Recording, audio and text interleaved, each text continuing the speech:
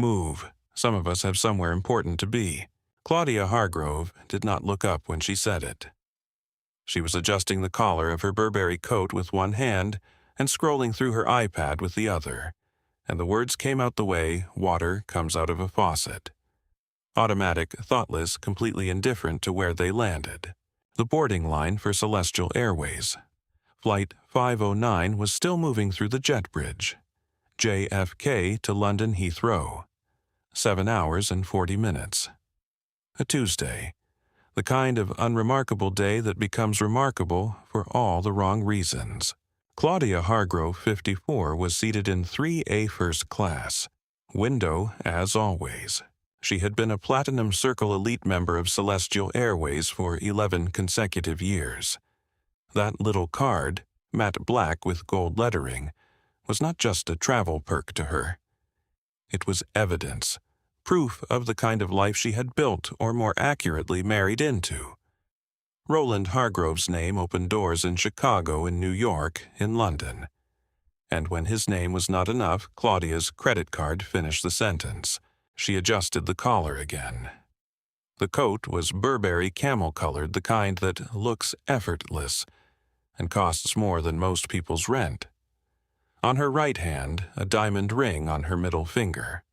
Heavy, brilliant, cut the kind of stone that catches light from across a room. Her nails were painted a deep, almost black red, not a single chip, not a single flaw. She had a champagne glass on her tray table. The bubbles were already settling. She had not called for it. Sandra Pierce, the lead flight attendant for the first-class cabin, had brought it before Claudia even finished settling in, because Sandra had been on this route long enough to know who sat in 3A and what she expected before she asked. Mrs. Hargrove, Sandra had said, placing the flute down with both hands. Your usual. It was not a question. Claudia had not looked up from her iPad then either. She had simply lifted the glass, taken a small sip, and said, "The temperature in this cabin is unacceptable. See to it." Sandra had nodded and disappeared.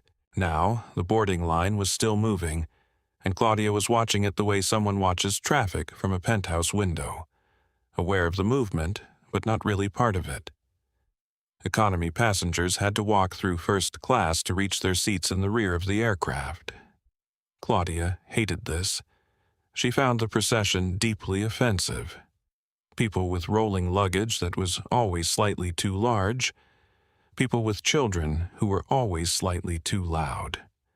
People in athleisure and hoodies and worn-out sneakers who looked in Claudia's estimation like they had assembled their outfits from a lost-and-found bin. She had forgotten to charge her noise-canceling headphones before leaving the hotel. This was a source of quiet fury she had been nursing since the car service. In the seat directly across the aisle, 2B, sat Derek Moss, 47 years old, private equity, the kind of man who measured other men by their watch brand and did not bother measuring women at all, unless they were relevant to a deal. He was already deep in his phone thumb, scrolling with the practiced efficiency of someone whose attention was always somewhere else. He had not said more than 6 words to Claudia since they had boarded, which suited them both. Every season it gets worse, Claudia said, not exactly to Derek, more to the air around him. Derek glanced up briefly. Standards, Claudia said. Nobody has them anymore. Derek returned to his phone. Claudia returned to her iPad. The boarding line continued to move. And then here is what you need to know before this story goes any further. In approximately 4 hours, Claudia Hargrove will be escorted off this aircraft at Chicago O'Hare by 2 FBI agents. She will walk through the same narrow jet bridge she is currently ignoring this time, with her hands bound in plastic restraints, her Burberry coat wrinkled, her red nails chipped, and her platinum status permanently revoked. In approximately 4 hours, the woman she has already decided she despises, a young woman she has not yet fully looked at, not yet spoken to, not yet categorized beyond the quick flash of a navy hoodie and dark skin moving through her peripheral vision. That woman will be standing in the center of this aircraft, blood dried on her collar, speaking to 300 people in a voice that does not shake. That woman will be the most powerful person on this plane. Claudia Hargrove does not know this yet. What Claudia Hargrove knows right now is that her champagne is going flat. The boarding line is moving too slowly, and someone with a worn-out backpack just walked too close to her armrest. She did not know that the person attached to that backpack had already changed the direction of this story. She did not know anything at all. Sandra appeared again from the galley, moving smoothly down the aisle with a fresh flute balanced on a small silver tray. She set it down at Claudia's elbow, collected the old glass without a word, and was gone again in under 10 seconds. A perfect, frictionless transaction. Claudia took one sip, still not cold enough. The boarding door was still open. The last few rows of passengers were still filing through, and from somewhere in that line, unhurried quiet and not looking up from the book in her hands, a young woman in a navy hoodie stepped onto the plane. She did not know that Claudia Hargrove existed. She was thinking about the prefrontal cortex. She was reading while she walked, not scrolling, not listening to something through earbuds, actually reading. A thick, heavy medical textbook held open with both hands, her boarding pass wedged between her thumb and the spine. Her backpack on one shoulder. Her eyes tracking lines of small print with the focused efficiency of someone who had trained herself to find silence in any room. The book was Clinical Neuroanatomy made ridiculously simple. The spine was cracked in 3 places.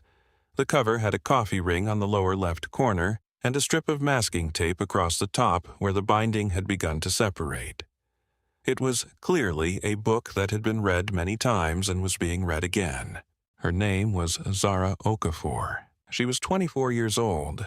She was wearing a navy blue hoodie, oversized the kind that had probably been purchased 2 sizes up on purpose, with the cuffs pulled down over her wrists. There was a faint ink stain near the left cuff. Her jeans were pale blue, ordinary, unwashed-looking in the way that comes from a person who has more important things to think about than laundry. Her sneakers were white Nike Air Force Ones, the laces on the right shoe replaced with a thin piece of rope because the original lace had snapped somewhere on a hospital floor 3 weeks ago, and she had not gotten around to buying new ones. Her hair was pulled up into a high bun, slightly messy in the way buns become after a 16-hour shift. She wore no jewelry, no makeup. The skin under her eyes was slightly darker than the rest of her face, not from cosmetics but from months of interrupted sleep. She looked exhausted. She also looked like someone who had decided a long time ago that exhaustion was not a valid reason to stop. Tucked into the front pocket of her hoodie, invisible to everyone around her, was a thin, matte black badge with gold lettering. The kind of badge that if you knew what it meant would immediately reframe every single thing about the woman holding that neuroscience textbook. But no one on this plane knew what it meant yet. That was the point. Zara was on this flight unlisted. No title on the manifest. No special notation. Seat 34B Economy booked through a third-party system under a personal email address she used for exactly this purpose. She had been doing this for 8 months, boarding Celestial Airways flights anonymously to observe how the cabin crew treated passengers when they did not think anyone important was watching. Internal audit, real behavior unperformed. She had seen a lot in 8 months. Tonight she just wanted to read her textbook. She walked through first class on her way to the rear of the aircraft, her eyes still on the page. She registered the leather seats and the warm lighting and the smell of something expensive, food or cologne or the idea of both. The way you register a weather forecast noted irrelevant already moved past. She did not look at seat 3A, but the person in seat 3A looked at her. Claudia Hargrove's gaze moved up from her iPad in the half-second that Zara passed the way. A cat's eyes track movement without the cat bothering to turn its head.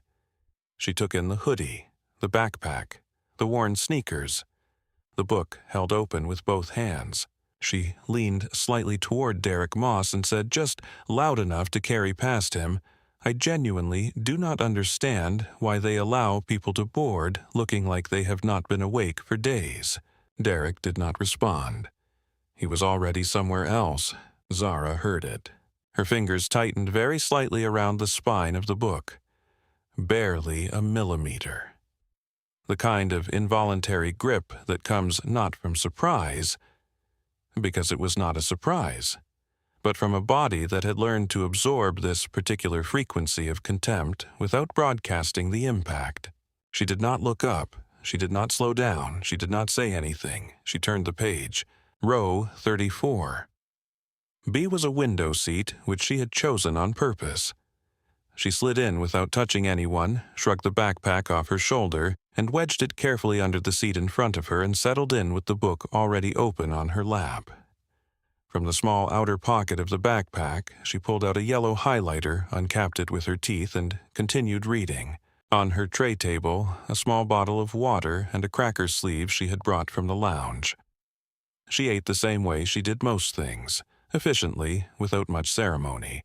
In the seat beside her, row 33, was Natalie Cruz, 29 years old. Latina, warm brown skin, dark hair, and a low ponytail. She was a travel and culture journalist, had been for 5 years writing long-form features for a magazine whose name you would recognize. She had a laptop open and a coffee going cold in the cup holder and the practiced air of someone who spent a lot of time in economy class watching things other people chose not to see. She had been in the aisle section of row 33 when Claudia made her comment. She had heard it clearly. She looked at Zara now. At the book, the focused highlighter, the complete absence of visible reaction, and felt something shift quietly in her chest. She had been that person. She knew that stillness. She did not say anything yet, but she kept her phone close. 2 rows back in 35A was Thomas Whitfield, 41 years old. White. Business traveler sales director for a medical equipment company, the kind of man who had flown enough to have strong opinions about seat recline etiquette and no opinions about much else. He had his earbuds in and was watching something on his tablet, already half asleep before the boarding door had even closed. He had not heard Claudia's comment. He had not seen Zara come in. He was not at this moment a person who was paying attention to anything. That would change. Marco Reyes was working the economy section, 31 Hispanic with a face that defaulted to patient and hands that defaulted to helpful. He had been a flight attendant for 6 years, and before that had worked 2 jobs to put himself through school, and after that had worked his way from domestic routes to transatlantic, and had learned in the process to read a cabin in the first 3 minutes. He was organizing the overhead compartments in the middle rows when Zara reached her seat. He glanced over. Saw the book, saw the highlighter. "Need a hand with that?" he asked, nodding toward her backpack. "I'm good," she said. "Thank you." Her voice was quiet, unhurried, not cold, warm actually, in the precise way that warmth comes without performance. Marco nodded, started to turn away, then paused.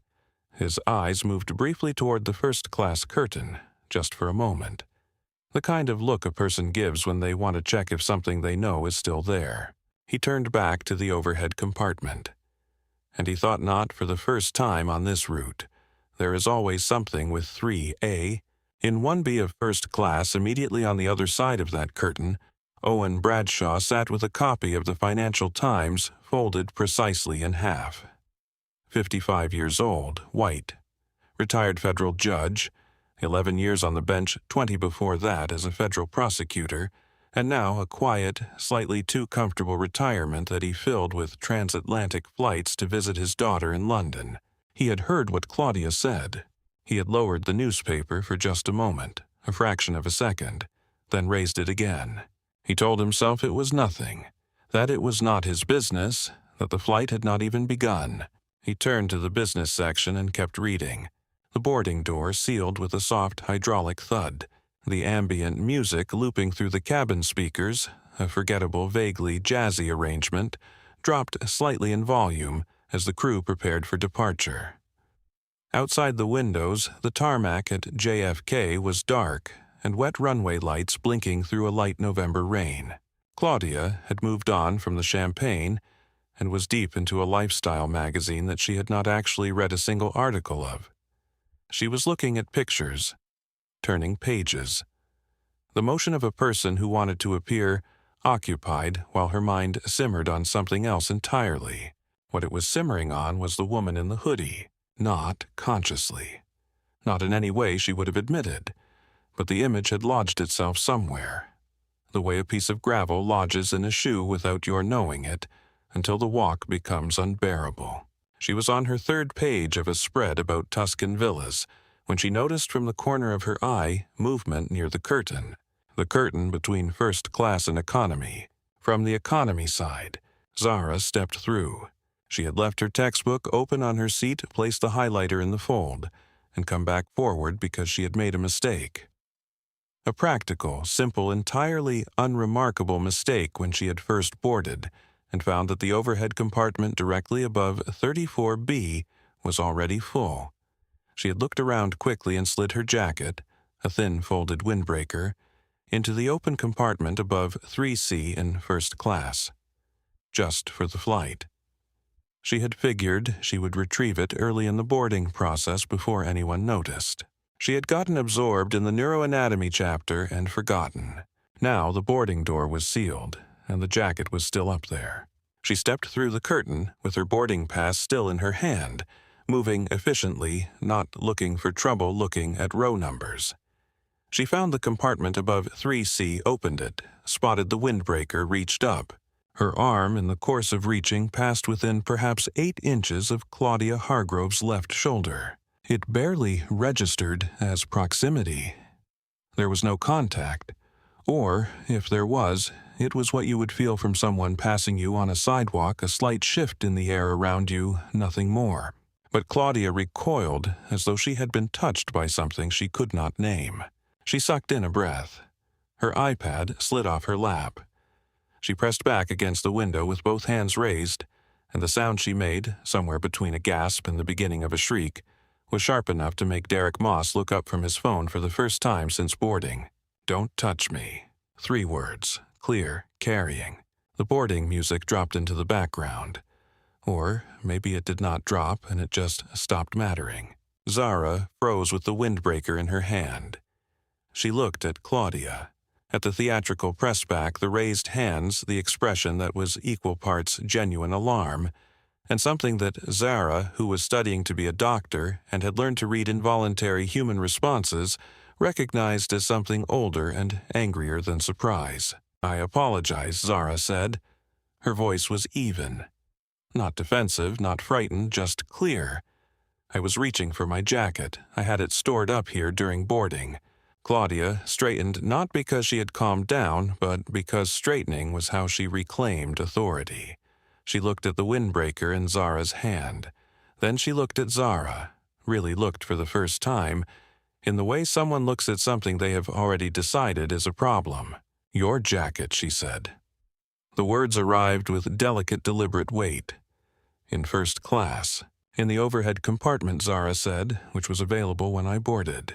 "This section," Claudia said, "is not available to you." Zara held the windbreaker at her side. She looked at Claudia steadily. There was no anger in her expression. There was something more uncomfortable than anger, actually, the total absence of surprise. "I'm leaving," Zara said. "I just needed my jacket." "See that you do." Claudia turned back to her magazine with the finality of someone closing a door. From 2B, Derek Moss said without looking up, "Sandra, can we get this handled?" Sandra Pierce had appeared at the end of the aisle, her instincts pulling her toward 3A, the way iron filings pulled toward a magnet. She arrived with a practiced professional smile and eyes that had already processed the scene and chosen a side all in approximately 1 second. "Is there a problem?" she asked. She asked Claudia. Not the air between them, not both of them. Claudia. Claudia's hand gestured toward Zara with the patience of someone explaining something obvious. She reached into this section without authorization. "She disturbed me. I would like it not to happen again." Sandra turned to Zara. The smile remained, but the voice shifted. Not unkind, but firm in the way that firm is its own kind of unkindness.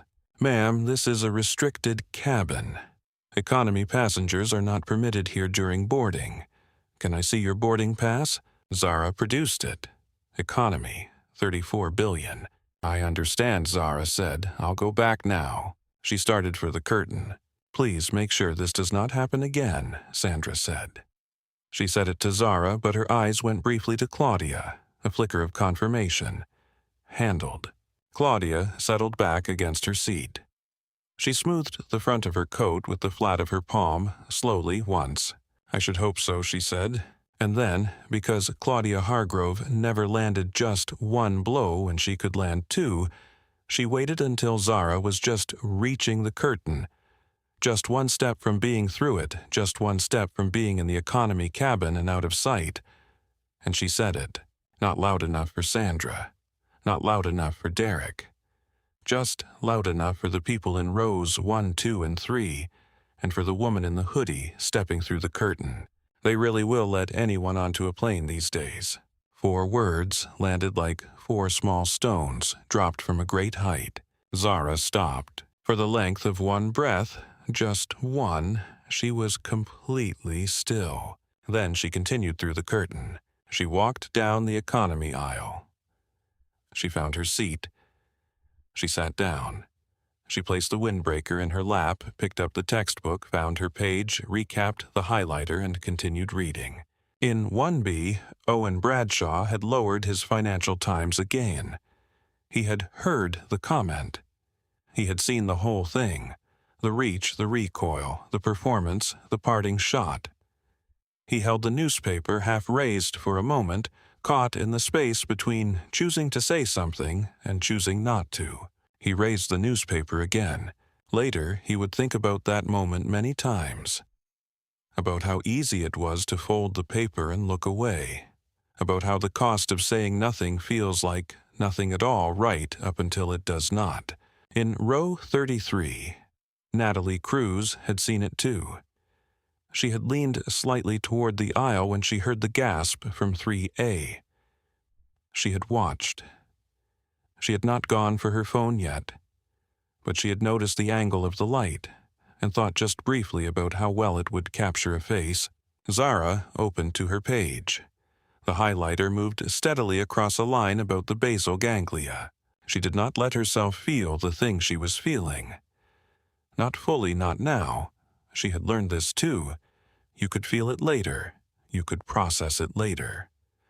Right now, there was a chapter to finish and a board exam in 48 hours, and a body of knowledge she had fought for in every conceivable way, and none of that was going to wait for her to be done being angry. She read. Outside the windows, the plane began to move.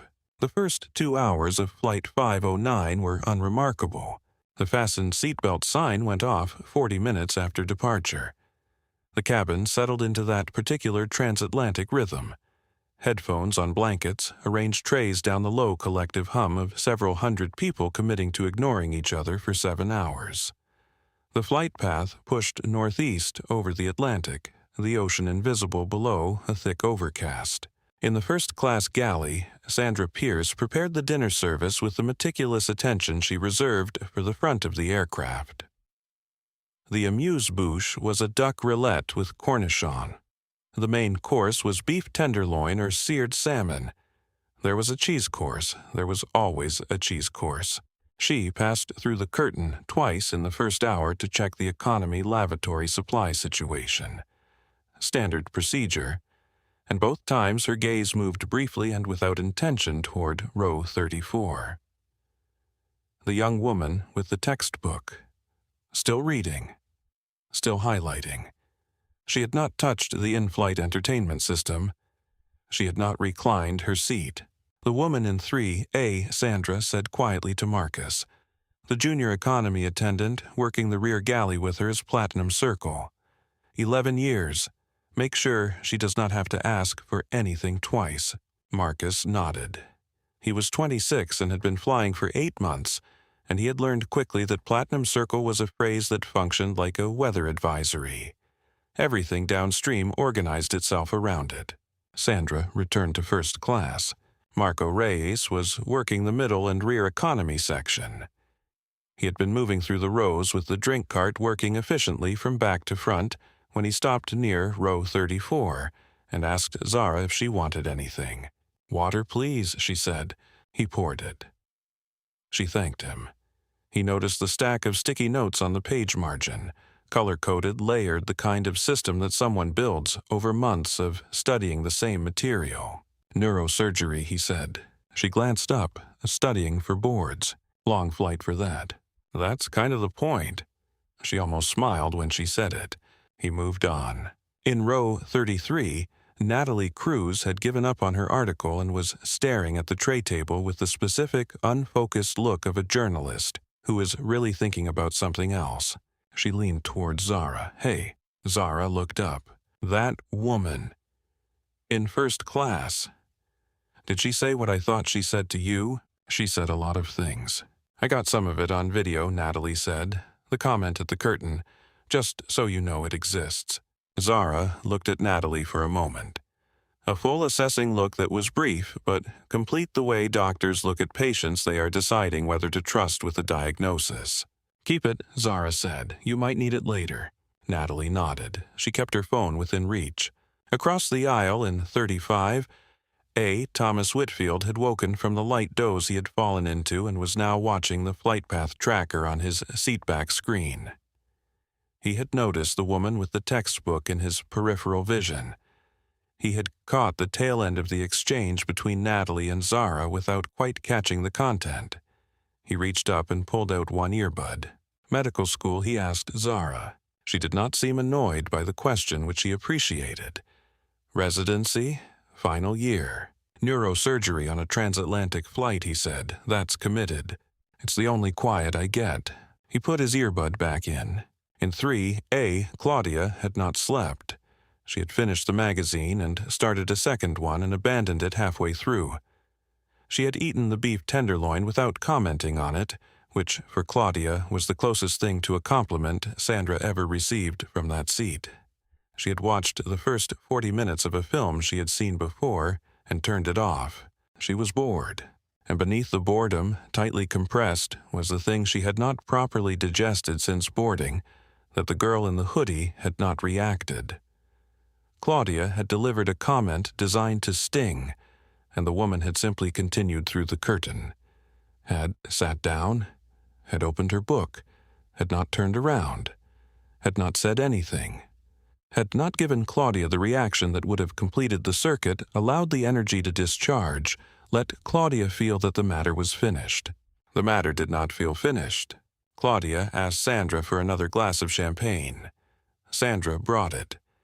Claudia looked at it without drinking and said, "This service has really declined over the last year." Sandra said, "I'm so sorry to hear that. Is there anything I can change right now?" "No," Claudia said. "It's a broader problem." Sandra nodded and left. This was the choreography of 11 years of Platinum Circle membership. Sandra knew her cues. Claudia supplied them. In the galley, Sandra poured herself a cup of water and stood for a moment with her eyes closed. 6 hours left. She just needed 6 more hours. She opened her eyes and returned to the first-class cart. 40 minutes later, the first-class lavatory light clicked from green to occupied. Claudia waited. 40 seconds, 90 seconds. She could hear the shower running. The suite lavatory on the A380 had a shower that some passengers actually used, which Claudia found personally offensive, on a time management level even when she was the one using it. She looked at her watch. She looked at the occupied light. She looked past the curtain. The economy lavatory sign visible from her angle was green. Claudia said quietly and to no one, "Why should I have to wait?" She unbuckled. She stood. She walked to the curtain and pushed through it. The air in economy was different. Slightly warmer, less carefully curated. It had the lived-in feel of a space where people had been sitting for 2 hours without the benefit of heated towels.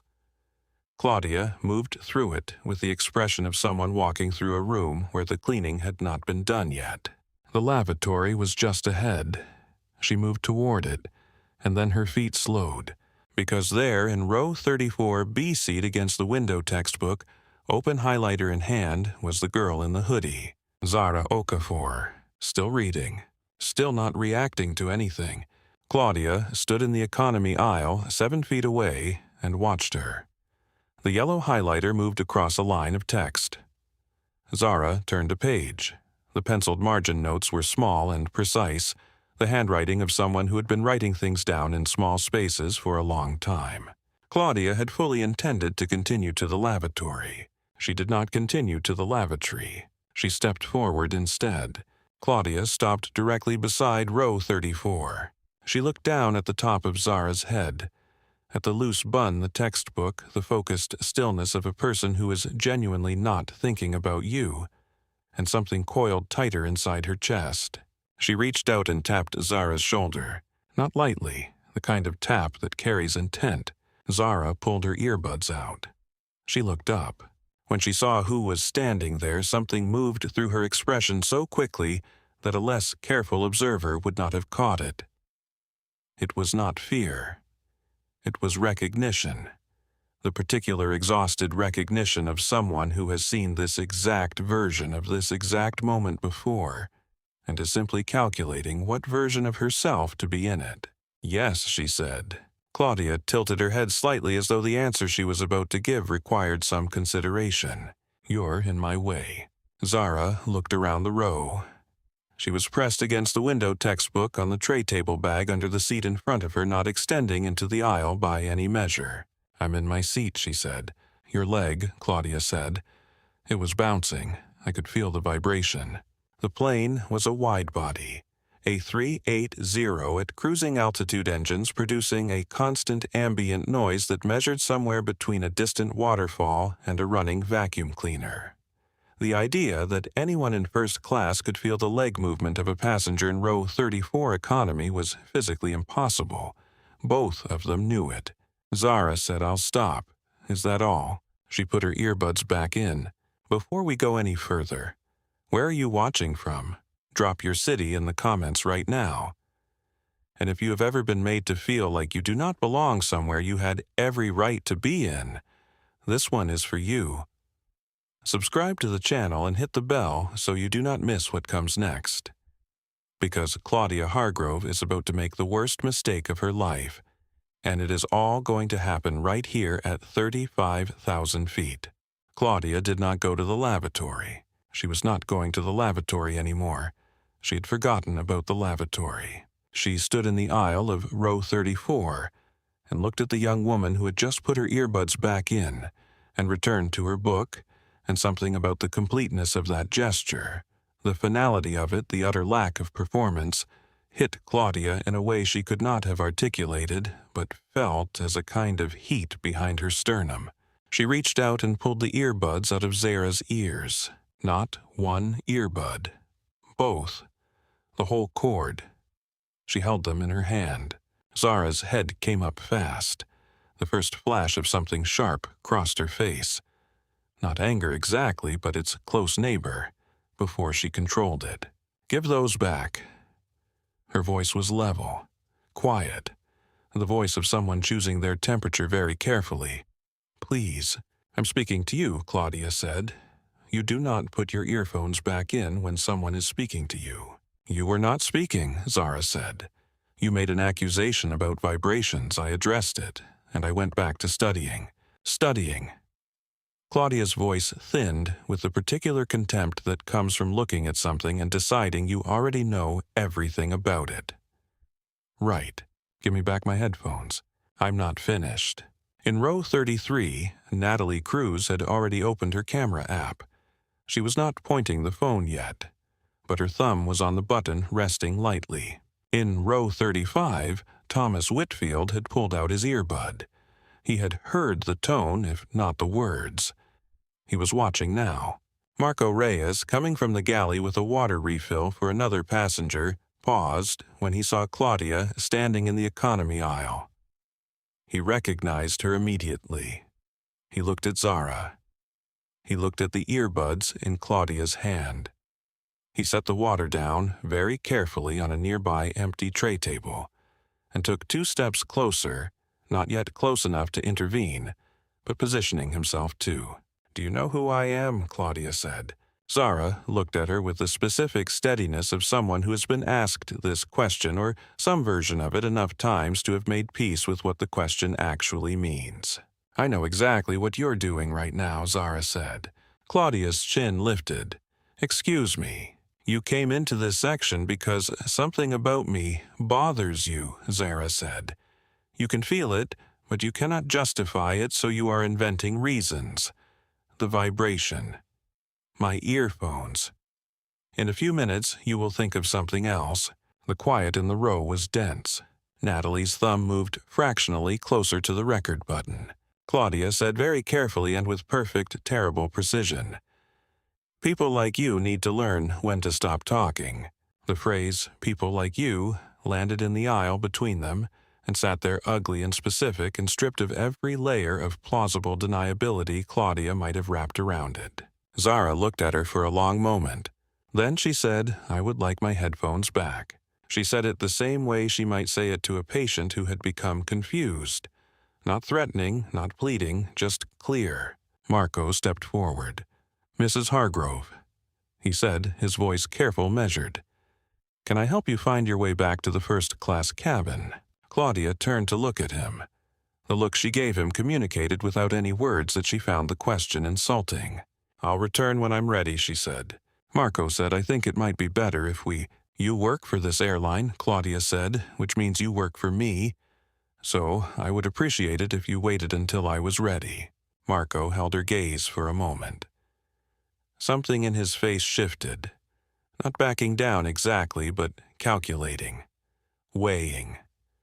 The kind of calculation that a person makes when they are trying to figure out how much their job is worth versus how much their self-respect is worth. He did not back away, but he did not step closer either. Natalie Cruz pressed record. Claudia did not return the headphones. She held them at her side, a small diamond-studded hand loosely clenched around the cord, and she looked at Zara with the expression of someone who had decided that this conversation belonged to her and would end when she decided it ended. "This flight," Claudia said, "costs me $8,000. My seat. Do you know what it costs to sit back here?" Zara said nothing. "The airline fills these seats because it has to." Claudia continued. Her voice had found a groove now, the rhythm of a person who had said variations of this before and received no resistance. "We choose to fly. It is not the same thing. You are here because they had to put someone in 34B. I am here because I selected this flight specifically, this airline specifically, and I have been a priority member of this airline for over a decade." She paused as though expecting this to mean something. Zara said, "I would still like my headphones back." "People like you." The phrase again. Different arrangement, same intention. "Do you think sitting in coach with a medical textbook makes you something? It makes you someone who could not get into the front of the plane." From row 33, Natalie Cruz spoke. Her voice was not aggressive. It was the calm, measured voice of someone who understands that the power is in the documentation, not the reaction. "She's not bothering anyone," Natalie said. "Give her back her headphones." Claudia turned. She noticed the phone, the angle, the steady red dot. "Are you filming me?" "I am." "Put that away." "Number." Claudia's jaw tightened. "I will have you removed from this flight." "I'm a journalist," Natalie said pleasantly, "and this is being recorded. You are welcome to continue." Derek Moss appeared at the curtain. He had woken from a shallow sleep and noticed the empty seat across the aisle, and followed it with the dull instinct of someone who expects their environment to be accounted for. He stood at the curtain's edge, hands in his jacket pockets, taking in the scene with the bored, slightly disappointed expression of a man who finds scenes distasteful, not because of their content, but because of their inconvenience. "Claudia," he said, his voice carrying the particular tone of an implicit warning. "Come back up front." Claudia did not look at him. She had passed the point of wanting the thing handled. She wanted something else now, something harder to name and impossible to give. and so she stood in the economy aisle with the earbuds in her hand and refused to move. Sandra Pierce arrived from the front. She had heard something. Not specific words, but the particular tension that a voice produces in a metal tube at altitude when it has climbed beyond conversational register. She came through the curtain quickly, took in the scene in the same efficient second and a half she always used, and positioned herself in the way she always positioned herself, close to Claudia. Oriented toward Claudia, eyes briefly acknowledging Zara before returning to the person in the Burberry coat. "Is there a problem?" Sandra asked. She asked Claudia. "Zara said she came to my row and took my headphones." Sandra looked at Zara. "Ma'am, let's keep our voices down." "My voice," Zara said with a patience that was precise enough to be its own form of statement, "is down. Hers is not." Sandra opened her mouth. "Her reservation is economy," Claudia said, cutting across whatever Sandra had been about to offer. "Her place is not in this aisle in my business or in my flight experience. I would like all three of those things rectified." Marco Reyes was standing at the rear of the small cluster, now close enough. He had heard the exchange. He had watched Sandra's positioning. He had been flying for 6 years, and he had seen Sandra's version of handling a Platinum Circle passenger before. And he knew how it went, and he knew the shape of where this was going if someone did not change the angle. "Mrs. Hargrove," he said, "can I get you back to your cabin? We can bring you whatever you need up front." Claudia turned to look at him. The look was not hostile. It was something more specific than hostile. It was the look of someone who has decided that the person they are looking at does not generate enough friction to be worth true hostility. "I'll go when I'm ready," she said. "Stop asking." Marco held her gaze. Sandra gave him a small, tight look over Claudia's shoulder. The look said, "Do not." The look said, "Platinum Circle." The look said, "Not now, not here, not over this." Marco saw it. He kept standing. He did not move closer, but he did not go back to the galley. In 35A, Thomas Whitfield had both earbuds out now. He was watching from the aisle seat, elbows on knees, head forward, the posture of a man who is not sure what to do, but has stopped pretending he is not looking. Then Claudia looked at the tray table. Zara's medical textbook was open to a page dense with diagrams. A cross-section of the human brain, the lobes labeled in small, precise Latin. On the page, margins penciled notes in 2 colors.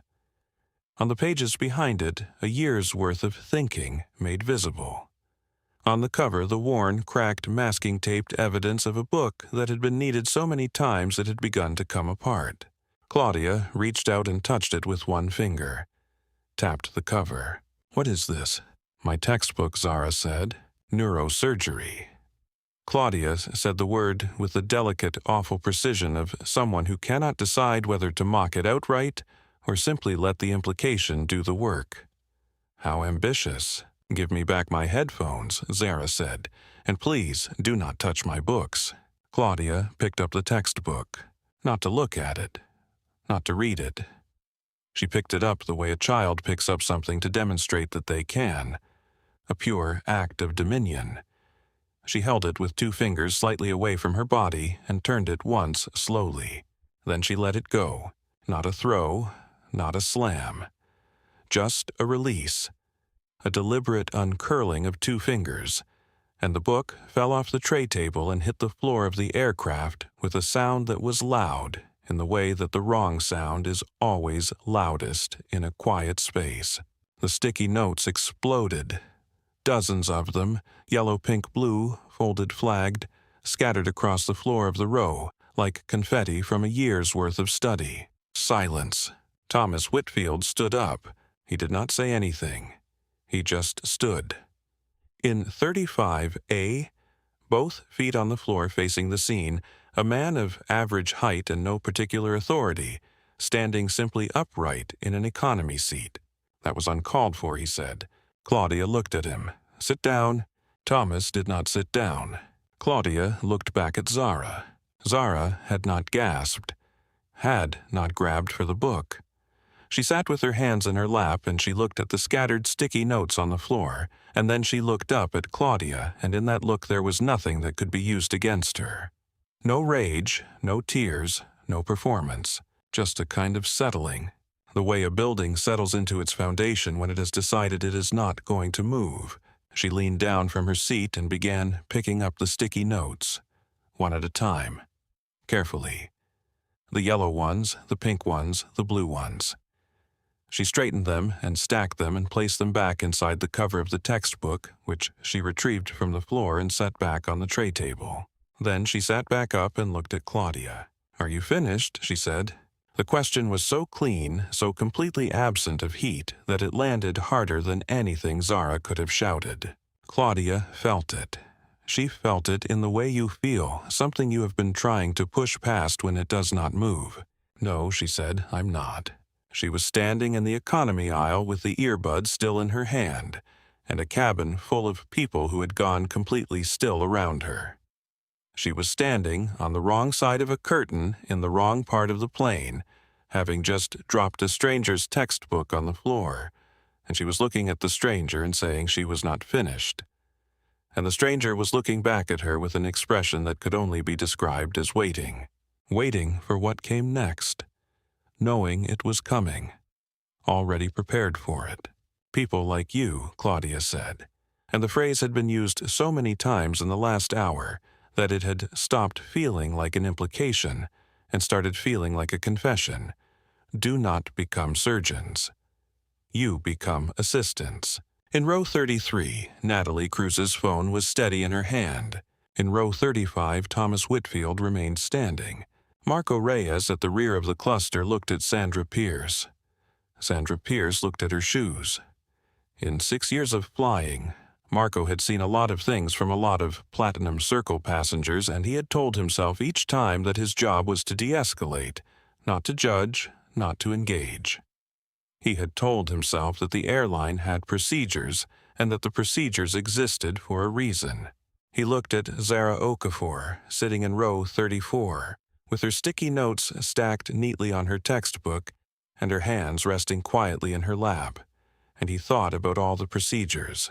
And then he stepped forward. "Mrs. Hargrove," he said, and something in his voice was different this time. Not the careful diplomatic tone of 6 years of training, but the flatter, quieter voice that comes before something more honest. This is going to stop right now. The body remembers what the mind has learned to file away.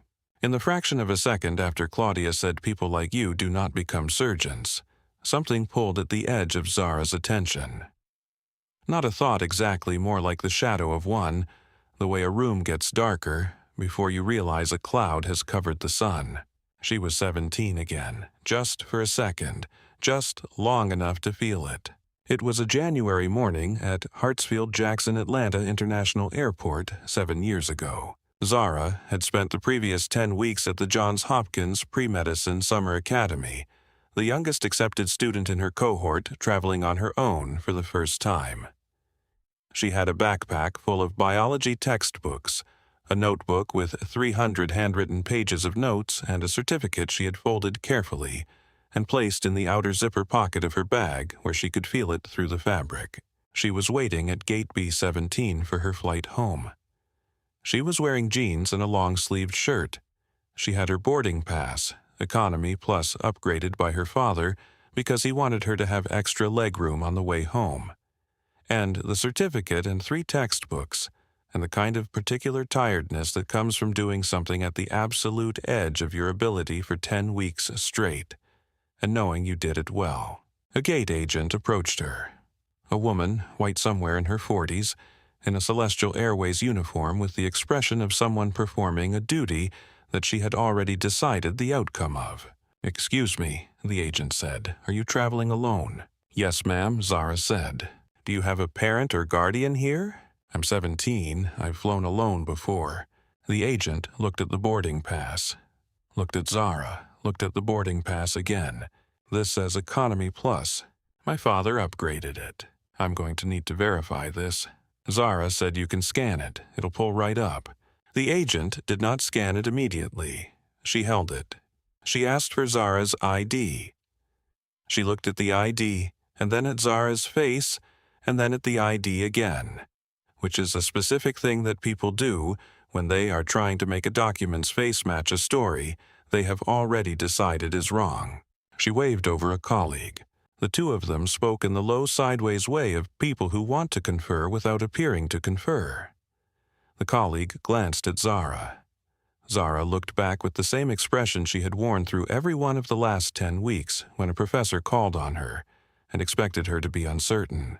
"We need you to step to the side," the first agent said. "We're going to verify with the system." Zara stepped to the side. She stood at gate B17 for 22 minutes. 3 other passengers walked past with similar ticket configurations and were waved through without a second look. Zara counted them because counting was what she did when she needed something to do with her hands. A third agent appeared, looked at a screen, looked at the boarding pass. "She's confirmed. Economy plus 14. She's fine." No apology. No acknowledgement of the 22 minutes.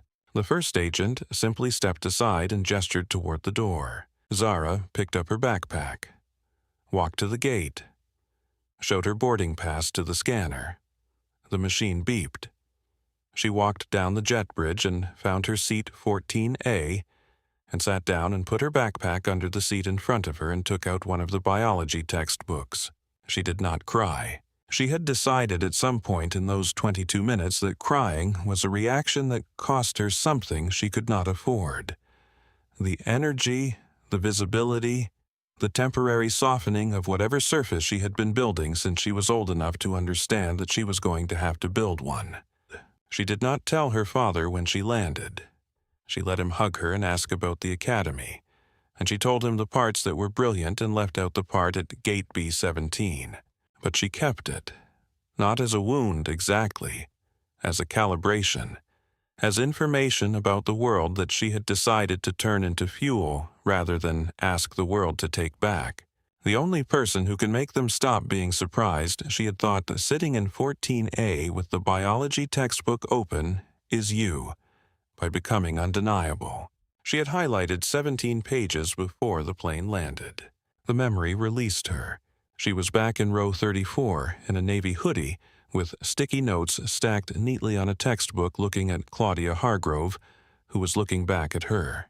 People like you do not become surgeons. 7 years of studying at the absolute edge of what a person can give. 7 years of Gate B17S in various forms, in various airports, in various rooms, with various versions of the same expression. 7 years of becoming undeniable. Claudia Hargrove had no idea who she was talking to. She was about to find out. Marco Reyes stepped forward, not the trained deferential step of a flight attendant managing a difficult passenger. A different step. The step of someone who has decided that the calculation he has been running in his head for the last several minutes has finally resolved. "Mrs. Hargrove," he said, "I need you to return to the first-class cabin, right now. This is not a conversation anymore. This is a situation, and I am asking you clearly to end it." Claudia turned to look at him fully. She had a way of turning that was itself a form of dismissal. A slow rotation, the face arriving last as though the question of who was speaking barely merited the effort of finding out. "You're a flight attendant," she said. "Yes. Then act like one. This is not your business." "Every passenger on this aircraft is my business," Marco said. "That's what the job is." The sentence arrived in the aisle cleanly, without flourish, and several people who heard it registered it the way you register a light being turned on in a dark room. Claudia's expression shifted, not into something softer, but into something colder. The cold of someone who has identified a new obstacle and is calculating the minimum force required to remove it. "I have been a Platinum Circle member of this airline for 11 years, she said. "I have spent more money on Celestial Airways than you have earned in your entire career. Do not stand here and lecture me about your job. Return to your cabin," Marco said, "or I will call the captain." Derek Moss appeared again at the curtain. He had a different look on his face now, less bored, more watchful. the watchfulness of a man who has been around long enough to recognize when a situation has the potential to follow someone off the plane. "Claudia," he said, his voice carrying the particular tone of an implicit warning. "Come back up front." Claudia did not look at him. She looked at Marco, her chin lifted. "You want to call the captain," she said. "Go ahead. Explain to him that you took the side of a woman in a hoodie over an 11-year Platinum Circle member." "I took the side of the person being harassed," Marco said. "Go ahead and tell him that." Sandra Pierce, who had been standing very still behind Marco, made a small sound. Not quite a word, more like the beginning of one that she swallowed. Marco glanced at her, just once. He had known Sandra for 3 years. He knew what that sound meant. And for the first time he decided that knowing what it meant was not the same as being required to act on it. He did not step back. "Marco, Sandra," said her voice low. "Let me handle Sandra." He said her name with a gentleness that was more definitive than anything harsh could have been. "I think we both know this should not have gotten here." Sandra looked at the floor. For the second time in an hour she looked at her shoes. Claudia had been watching this exchange. And the thing it produced in her, this small, insubordinate conversation happening in her peripheral vision, this flight attendant refusing to be managed, was the thing that tipped the specific weight she had been carrying for the last 2 hours from containable into something else. She turned back to Zara. Zara had not moved. She was sitting in 34B with her hands in her lap and her textbook in front of her, and the sticky notes stacked on top of it. And she was looking at Claudia with that expression, that terrible, specific expression of someone who is not afraid of you and is not trying to be. "You know what your problem is," Claudia said. Zara said nothing. "You do not know what you are," Claudia said. "You sit back here with your little book and you act like it means something. Like studying for some exam makes you equal to people who actually built something. You know what this textbook says to me." She reached out and picked up the stack of sticky notes from the textbook cover. She did not throw them. She held them up, a pink and yellow and blue fistful of Zara's 300 hours of preparation. And she said, "It says you are still trying." Then she let them fall. They came down slowly, in the way paper always comes down when it has been held at shoulder height and released. Not like confetti, more like an exhale, pink and yellow and blue notes drifting to the floor around row 34, with a softness that made the gesture feel more final than any slam could have. Zara watched them fall. She did not breathe exactly. She held something inside her body, very still, the way you hold still when something has struck you so precisely in the place where you keep things you have worked hardest to protect. That moving seems like it might let the impact spread.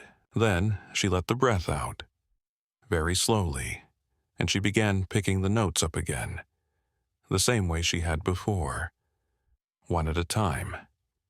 Steady hands. From row 33, Natalie Cruz stood up.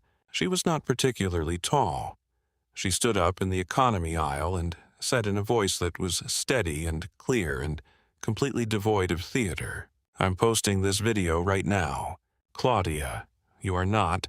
It's already uploading," Natalie said. Not a bluff, not a threat. Just information. Flight 509, Celestial Airways. If you're going to continue, I want you to know that it's going to be documented in real time. Claudia looked at the phone, then back at Zara. Zara had finished gathering the sticky notes. She restacked them on the textbook. She placed her hands flat on the tray table. She looked at Claudia and said, "You have taken my headphones. You have knocked my textbook to the floor twice. You have made several comments about who I am and what I am capable of based on what I am wearing.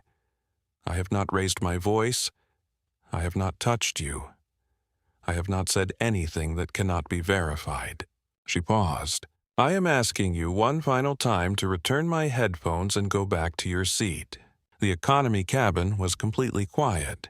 The engines were the only sound, that low, constant democratic roar that does not care who is sitting in which seat. Thomas Whitfield was standing in the aisle.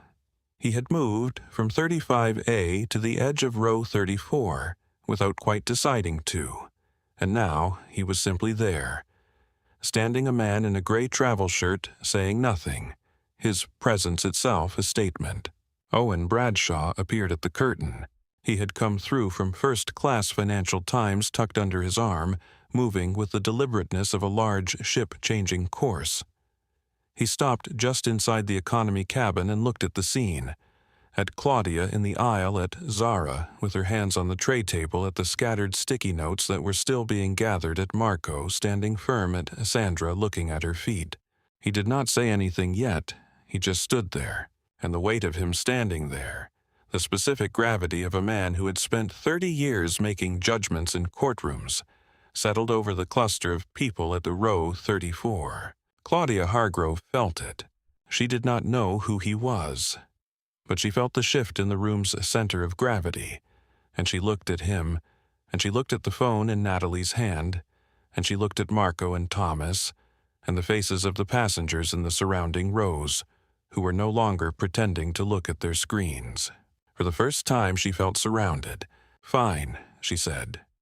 She dropped the earbuds onto the tray table, not handed them back, dropped them the last act of someone who is ending a confrontation on their own terms because they have no other terms left. You people are all the same. You think being loud makes you right.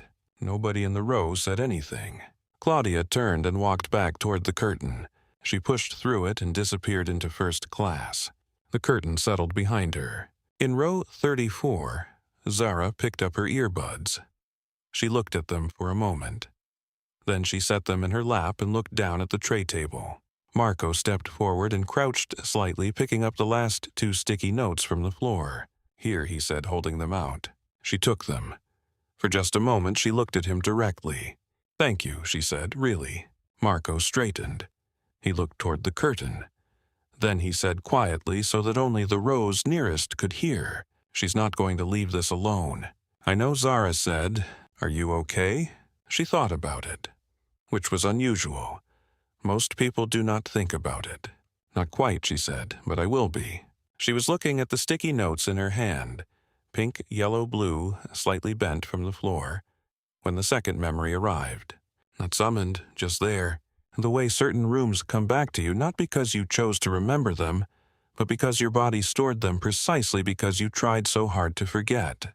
She was 22. Boston.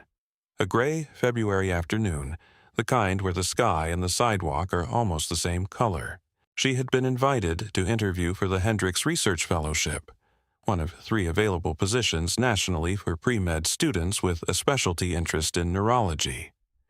23 applicants.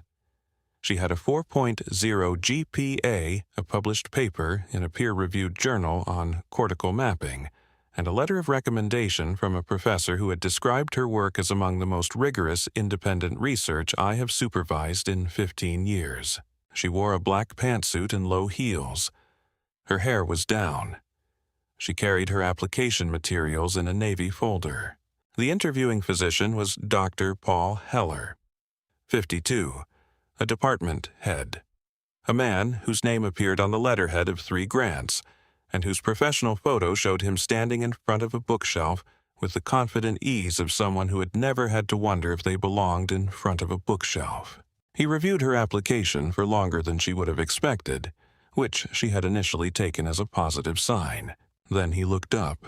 "Miss Okafor," he said, "this is a genuinely impressive application. Thank you. I want to be direct with you about something. This fellowship involves a great deal of interaction with our major donors. Gala events, fundraising dinners, quarterly presentations to our advisory board.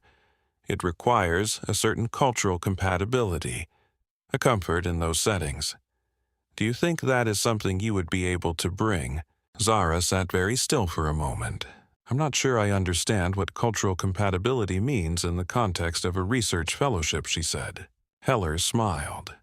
The smile of someone who believes they are being kind. "Our donors are traditional. They have expectations about the sort of person who represents the institution. I want to be honest with you because I think your work genuinely merits honesty. Not everyone is positioned to thrive in those environments. Zara set her application folder on the table. Dr. Heller, she said, my family's foundation has contributed more to medical research institutions in the United States over the last 20 years than the operating budget of this fellowship for the next decade combined. I also have the highest neurology GPA in my class, a published research paper, and a letter from Dr. Antonescu describing my work as the most rigorous he has supervised in 15 years. If that combination does not represent the cultural compatibility your donors expect, I would genuinely like to know what does. The room was quiet for 3 seconds. She counted. Heller opened his mouth, closed it. Thank you for your candor, she said. She picked up the folder. She stood. She extended her hand.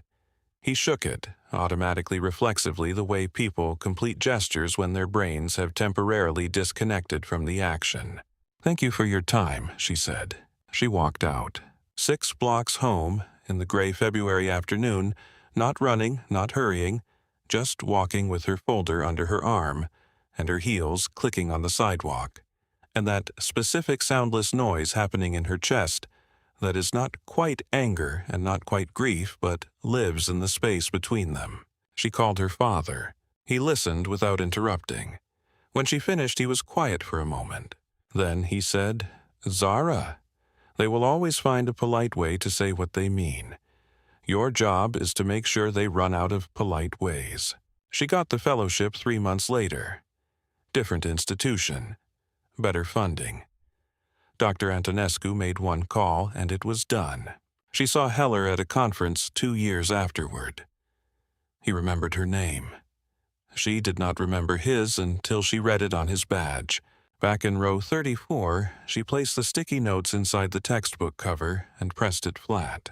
People like you do not become surgeons. Claudia Hargrove, in her Burberry coat with her diamond rings and her platinum card, had just said the exact same thing that every version of this moment had always said. In every airport, every interview room, every cabin, every aisle. The same sentence, just less politely dressed. Zara had spent 7 years becoming undeniable, because she had understood at gate B17 when she was 17 that the only way to make them run out of polite ways was to remove every possible excuse they had to doubt her. She had done that. And tonight at 35,000 feet, Claudia Hargrove was about to run out of every way she had.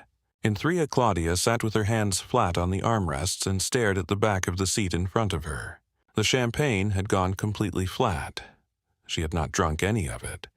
Sandra had brought a 4th glass without being asked, and Claudia had not touched it, which was the clearest signal Sandra had ever received that something was wrong. Derek Moss had not spoken to her since he returned from the curtain. He was watching something on his screen with his headphones on, shoulders slightly turned away.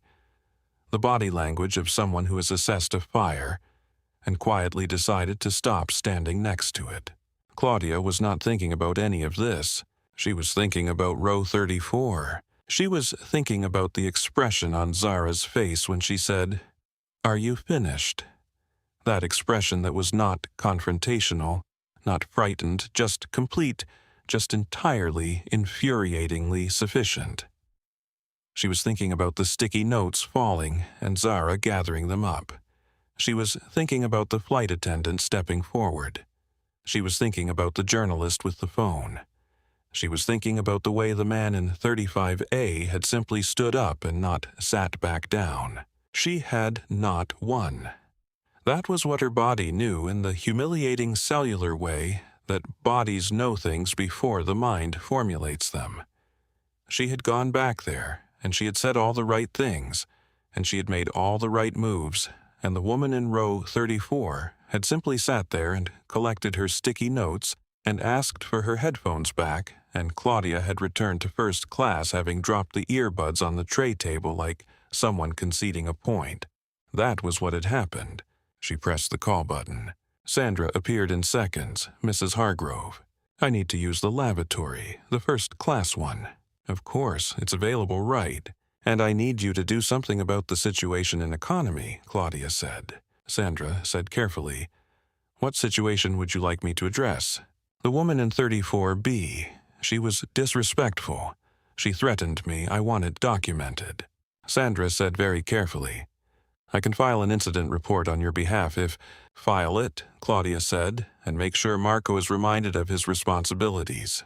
Sandra nodded, said nothing else, turned and went. Claudia stood. She walked to the lavatory. She spent 4 minutes inside. She ran cold water over her wrists, which she did when she was very agitated because a woman she had hated in her 20s had told her it worked, and it did. She dried her hands. She looked at herself in the narrow mirror. She walked out. She walked past the first-class galley, past seat 2B, where Derek was still watching his screen, past seat 1B, where the man with the Financial Times, she had barely noticed him, a gray-haired older man, unremarkable, was sitting with the newspaper closed and his hands folded, and his eyes slightly unfocused as though he was thinking about something very specifically. She stopped at the curtain. She pushed it open. She did not have a plan. This was important to understand about Claudia Hargrove. She had never needed a plan. She had always had Platinum Circle membership and Roland's name, and the unspoken understanding of every room she walked into that she was the person who needed to be accommodated, not the person who accommodated.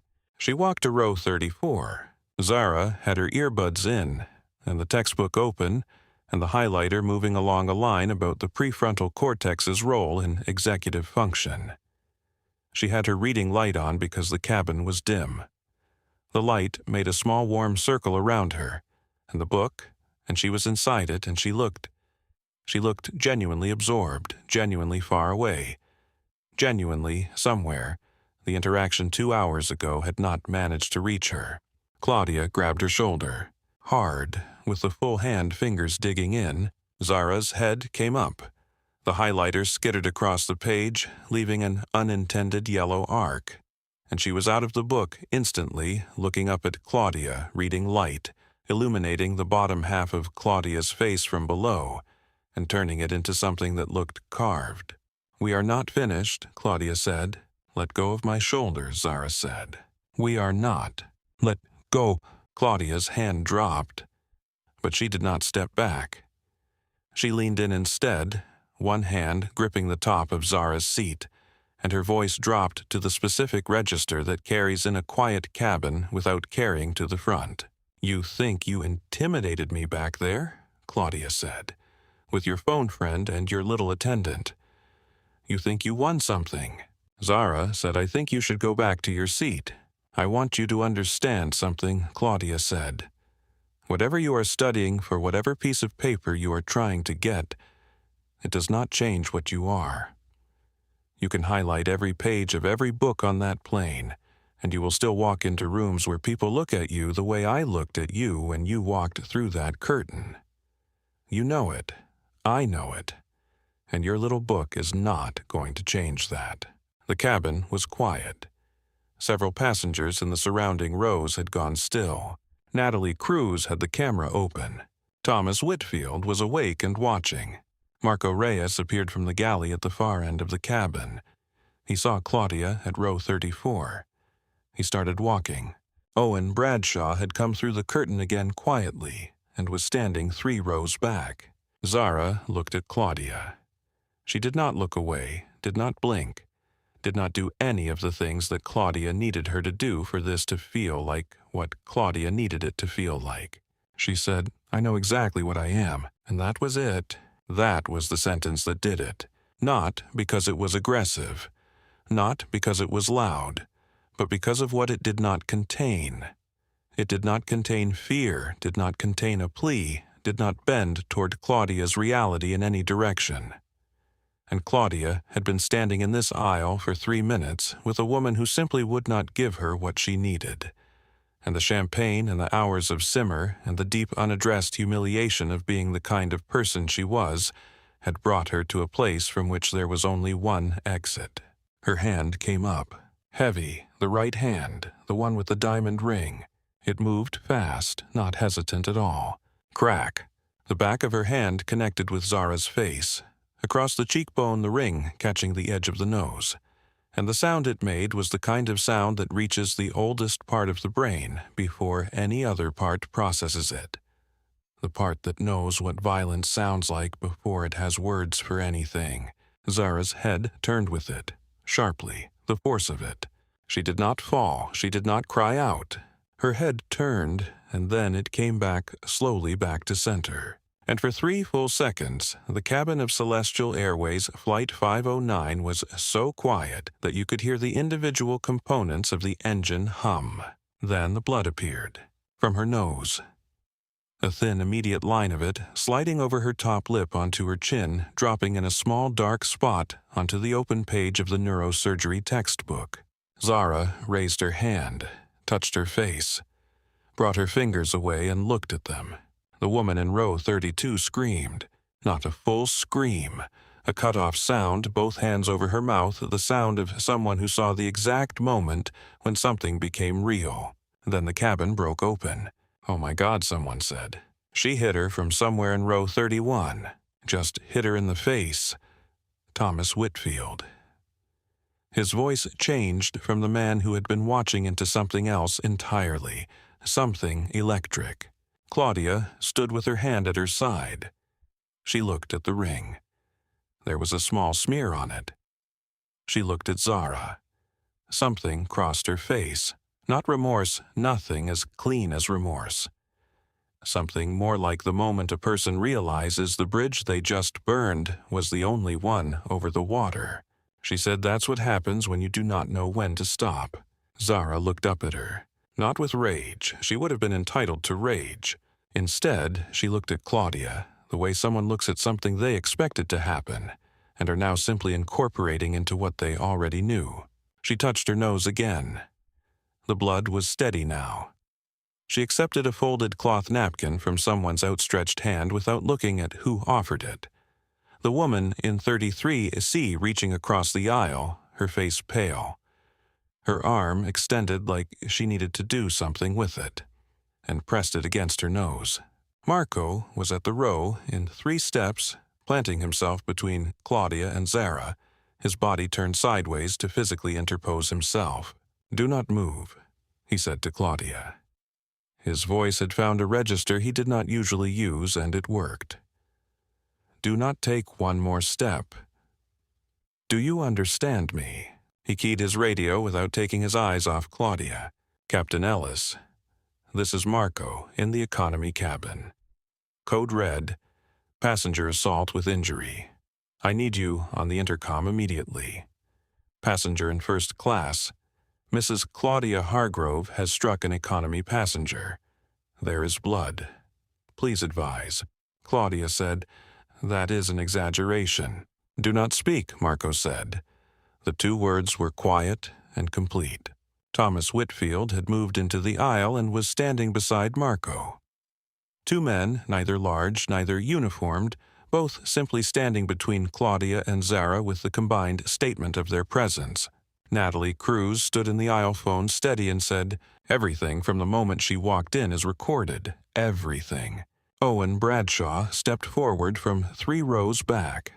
He moved unhurriedly with the gait of a large ship changing heading, and he stopped just behind the 2 men and looked at Claudia over their shoulders. His voice arrived like a hand placed on a table. "You just committed a federal crime," he said. "At altitude, in front of 300 witnesses and at least 1 camera. I would very strongly advise you to say nothing else until this aircraft is on the ground." Claudia looked at him. "And who are you?" A former federal judge, Owen Bradshaw, said, who to his considerable regret sat in 1B and heard every word you said during boarding and said nothing. "I will not make that mistake again." The intercom crackled. "Ladies and gentlemen, this is Captain Ellis. We have an incident in the cabin. All passengers, please remain seated with your seatbelts fastened. Cabin crew, please stand by." In row 34, Zara held the cloth napkin against her nose and looked straight ahead. The yellow highlighter had rolled off the tray table. The textbook page had a small dark circle on it over a diagram of the prefrontal cortex.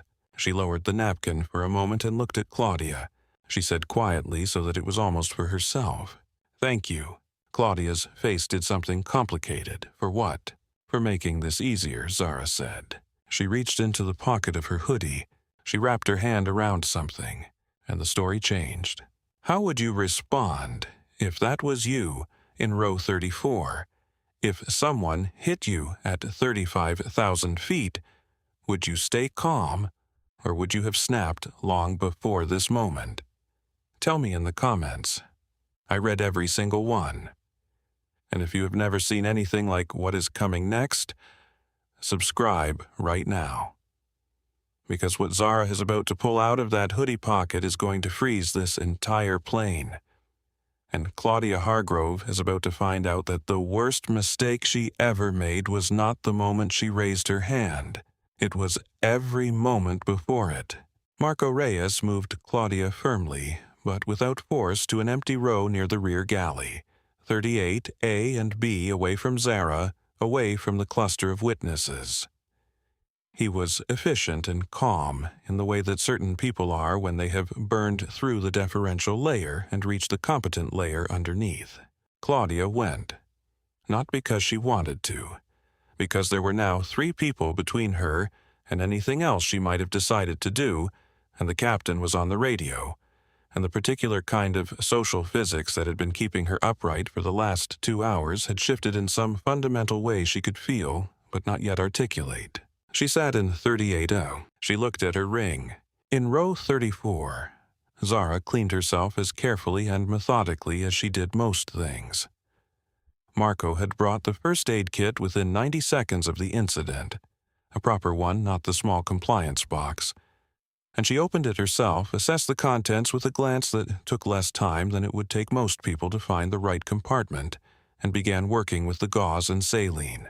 Thomas Whitfield sat in the empty aisle seat of row 34 and watched her work on her own face. "You do not have to do that yourself," he said. "Marco can." "I know what I'm doing," she said. It was not dismissive. It was simply accurate. She was, after all, in the final year of a neurosurgery residency. She packed the nostril, carefully taped it, gently pressed the bridge once to confirm. She looked at the cloth napkin, white now, mostly red, and folded it, closed, and set it on the tray table. Thomas sat with his hands clasped between his knees. He looked like a man who was recalibrating something. "I stood up too late," he said. Zara looked at him briefly. "You stood up when it was already bad." "Most people do not stand up at all," she said, so he did not say anything for a moment. Then, "Is there anything you need right now?" "About 2 more minutes," she said. He nodded. He gave her the 2 minutes. Natalie Cruz leaned forward from row 33, phone, face down, now voice down. "The video. First contact through the strike. It's all there. I have not posted it. Do you want me to hold it?" Zara looked at her. "Can you send it to a secure address? Right now if you want." "In a few minutes." Zara held up one finger, not urgently, just. "Wait." Natalie nodded. She respected the request the way a journalist respects a source who knows more than she does. Owen Bradshaw came the rest of the way down the aisle and stopped at the end of row 34. He looked at Zara's face, the bandaging, the bruising already beginning to color the upper cheek. He looked at the textbook, the small dried circle on the page. He stood there for a long moment. "I heard what she said when you walked through first class," he said. "During boarding, I heard all of it. I said nothing. I want to say that directly." Zara looked at him. Not with accusation, with the specificity of someone who is actually listening. "Why did you not speak up?" she asked. It was not a challenge, it was a genuine question. Owen thought about it. "I told myself it was not my business, that the flight had not started, that nothing had happened yet." He paused. "I have made rulings from a bench for 11 years. I know what it means to choose not to look at evidence. I should have recognized it." Zara was quiet for a moment. You recognized it eventually, she said. That's worth something. Not enough, he said. No, she agreed, but it is what you have to work with now. He nodded once. If you need a witness statement, I was in 1B for all of it. Every word. I'll give you whatever you need. I'll take that, Zara said. Thank you, Judge. Former judge, he said. She almost smiled, almost. Her face moved in the direction of a smile without quite arriving. You're still thinking like one, she said. That's the part that matters. She reached into her hoodie pocket. Her fingers closed around the badge.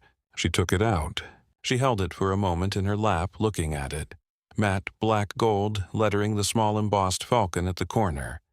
And then she looked up at Marco, who had returned from settling Claudia and was now standing at the end of the row waiting. She held the badge up. Marco looked at it. He looked at it for a long time. Then he looked at Zara. His expression moved through several things in close succession. Recognition, recalibration, something close to stunned, and then underneath all of it a kind of bone-deep relief. The specific relief of a person who did the right thing without knowing it was also the smart thing and found out both at once. Director, he said quietly, almost to himself. Go get Captain Ellis, Zara said. I need to speak with him in person. And Marco. He looked at her. What you did tonight was the right thing. I want that on the record. He straightened, said simply, I'll get the captain. And he went. Zara turned slightly toward the window. Her voice was quiet. Not secretive, just the particular quietness of someone who is used to having conversations that matter in tight spaces. She dialed a number. It connected on the first ring. Renata, she said. Flight 509. Incident occurred in the cabin. I need you to activate the oversight protocol and open the secure line to Captain Ellis. My cover is over. Renata's voice on the other end, clear, even the practiced calm of someone who handles the complicated end of complicated situations. Understood, Director. Are you injured? Minor. Does not change the timeline. Activate the protocol now. Already moving. The satellite link will open in 90 seconds. I'm flagging Captain Ellis through the secure channel. Do you want legal on standby? Yes. And Renata, pull the full cabin log. I want everything from the moment I boarded. Every crew interaction, every system flag audio if we have it. We have it. Full cabin monitoring activated the moment you badged in at the gate. It's all there. Good. Open the link and then stand by. Standing by, 90 seconds. Zara ended the call. She held the phone in her lap and looked at the badge. The full title on it read, Celestial Airways. Passenger Safety and Audit Operations. Director of Audit Operations, Okafor. Below that, a case number, a clearance level designation, and the small embossed falcon that appeared on all of Celestial's regulatory materials. The badge existed because of a program Zara had helped build. A division inside Celestial Airways that conducted anonymous reviews of cabin crew conduct, passenger treatment protocols, and in-flight safety culture. The program had been running for 3 years. Zara had been director for 18 months, inheriting the role from the man who had hired her out of her second year of medical school when she had sent him a 40-page unsolicited report on bias in aviation passenger handling. He had called her within 24 hours of receiving it. You have 2 choices, he had said. I can ignore this or you can help us fix it. She had deferred her residency by 1 year to take the role. She had gone back to medicine the following year and held both, which had turned the last 18 months into the most exhausting period of her life, and also by a significant margin the most consequential. Tonight was the kind of night the program existed for. Not because she had planned it.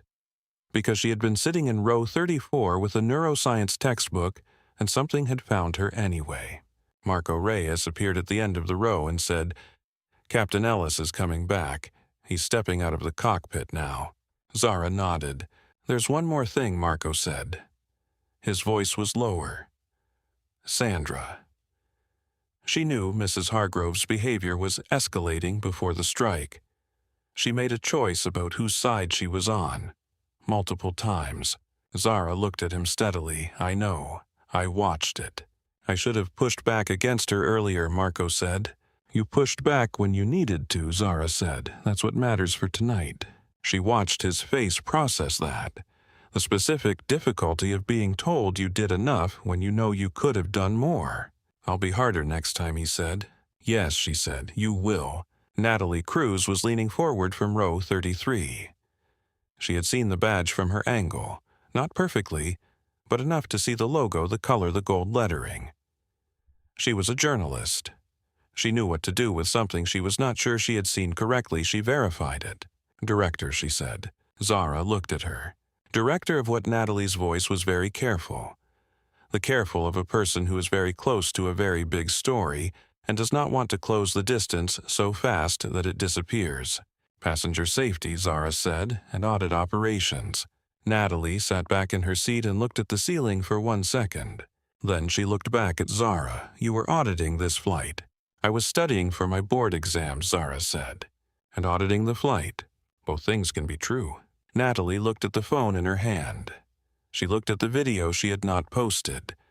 She thought about what it meant that the woman in the video was not just a passenger being assaulted, but the director of the division responsible for ensuring passengers were not assaulted. When this lands, Natalie said slowly, this is the biggest aviation story in 5 years. When this lands, Zara said, I hope people talk about the right parts of it. Natalie, what are the right parts? Zara looked at her.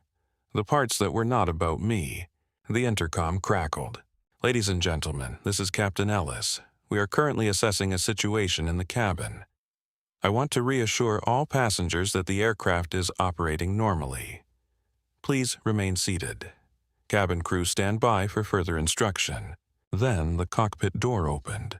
Captain Bernard Ellis was 58 years old and had been flying since before Zara was born. He had the build of someone who had once been athletic and had settled into solid without quite reaching heavy, and the face of someone who had flown through enough weather, literal and otherwise, to have had the anxious parts smoothed away. He wore his full uniform blazer. He had put it on. Marco had told her the moment he heard the words Director Badge come through the radio. He walked through first class without stopping. He came through the curtain. He moved down the economy aisle past the watching faces, past 35 and 36 and 37, until he reached row 34.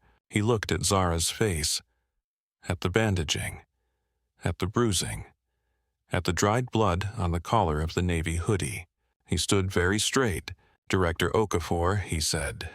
His voice was clear and steady and loud enough for the rows surrounding them to hear every word. I was not informed of your presence on this flight. On behalf of this crew and Celestial Airways, I want to offer my deepest apology for what happened under my watch on this aircraft tonight. Silence in the economy cabin. Not the polite silence of people pretending not to listen. The complete, total breathless silence of people who are very much listening and have realized they are hearing something they will remember. In row 32, someone whispered, Director. In row 30, someone else said, Director of what? Natalie Cruz, who had been waiting for this exact moment, turned her phone toward the end of the row and let the camera read the badge in Zara's hand without saying a word. The embossed falcon. The gold lettering. Director of Audit Operations. A man in row 29 said she works for the airline. The woman beside him said she does not just work for the airline. From the rear section, where Marco had seated Claudia, there was a pause, and then Claudia's voice, sharp and confused. What does that mean? What does that mean, Sandra? Sandra Pierce, standing near the galley, did not answer. Zara looked at Captain Ellis. I need the satellite link confirmed open, she said. I need federal authorities notified through the proper channel. I need a complete cabin log from boarding through present time pulled and secured. And I need 5 minutes to speak to this cabin, Ellis said. All 3 are already in motion. The satellite link is confirmed open. The FAA notification went out through the secure channel 2 minutes ago. And the cabin is yours, Director, whenever you are ready. He stepped back 1 pace, giving her the room. Zara stood up. She was not particularly tall. She was 24 years old, and her nose was bandaged, and her hoodie had blood on it, and she was standing in a narrow economy aisle at 35,000 feet. She looked like the most significant person in the room. Because she was. She did not reach for a microphone. She did not ask for one. She stood in the economy aisle of Flight 509 and looked at the cabin around her. The rows of faces, some frightened, some confused, some already filming, some very still. And she took one breath. Then she spoke. Her voice was not loud. It did not need to be. The cabin was so quiet that it carried to the rear without effort. My name is Zara Okafor. I am the Director of Passenger Safety and Audit Operations for Celestial Airways. She paused and let that land. I was on this flight unlisted. No announcement, no notification to the crew. That is how the program I run operates. We board as regular passengers and we observe. What we observe tells us the truth about how our crews treat people when they do not think anyone important is watching. We have been doing this for 3 years. I have been doing it personally for 18 months. She looked around the cabin, at the faces, at the phones. Tonight, I was also studying for my neurosurgery board exams. I am in the final year of my medical residency. Both of those things are true at the same time, and I mention them only because I think it matters that a person can be more than one thing. Can be studying medicine and holding a professional title and wearing a hoodie and sitting in row 34. And none of those things should determine how they are treated on this aircraft or anywhere else. A woman in row 31 had put her hand over her mouth. A man in row 28 was very still. Natalie Cruz's phone was steady. A passenger in first class decided, based on how I look, what I was wearing, and where I was sitting, that I was not worth basic courtesy. She came into this section twice without cause. She took my property. She destroyed my belongings. And then she struck me hard enough to draw blood. All of that is documented. All of it is logged. None of it will be erased. She turned and looked at Marco. Mr. Reyes, you stepped forward tonight at significant professional risk. You were told implicitly and explicitly to defer to the passenger in 3A. You chose not to. I want that decision formally noted, and I want it to follow you in the best possible way. Marco stood straighter. His eyes were bright in a way that he could not quite control. He nodded once. Zara looked at Natalie. Miss Cruz, you kept your camera steady from the first moment. You asked the right questions and held the footage for the right reasons. You did not perform. You documented. Thank you. Natalie pressed her lips together and nodded. Zara looked at Thomas Whitfield, still in the aisle seat of row 34. You stood up, she said. Without knowing who I was, without anyone asking you to, without any particular reason other than the fact that what you were watching was wrong. That is the whole thing, is not it? You do not need to know who someone is to stand up for them. The reason to stand up is not their title, it is what is happening. Thomas said quietly, No, ma'am, you do not. Zara looked at Owen Bradshaw standing 3 rows back. And you, she said. A pause. You were in 1B. You heard the first comments during boarding, and you chose not to intervene. You came back later and made a different choice. Both of those facts are true. The second one matters more in practical terms, but the first one is important too because it is the one you will carry, and because I think you know exactly what it costs the people around you. Owen held her gaze without flinching. I know he said, I will not make it again. I believe you, she said. I am not saying that to be kind. I am saying it because of how you said it. She looked then at Sandra Pierce. Sandra was standing at the edge of the galley entrance, arms wrapped around herself, her uniform still pressed and professional, while the rest of her had collapsed into something smaller. She met Zara's eyes for 1 second, and then looked away. Ms. Pierce, Zara said. Her voice was not cold. It was something more difficult than cold. It was simply accurate. You made choices tonight. From the first moment in the boarding aisle, you chose which person's comfort was more important. You were given multiple opportunities to intervene, and you selected each time not to. I will need your complete statement on the ground. You should speak with the airline's legal representative before you speak to federal investigators." Sandra did not nod. She did not say anything. She just looked at the space between herself and Zara and stayed there.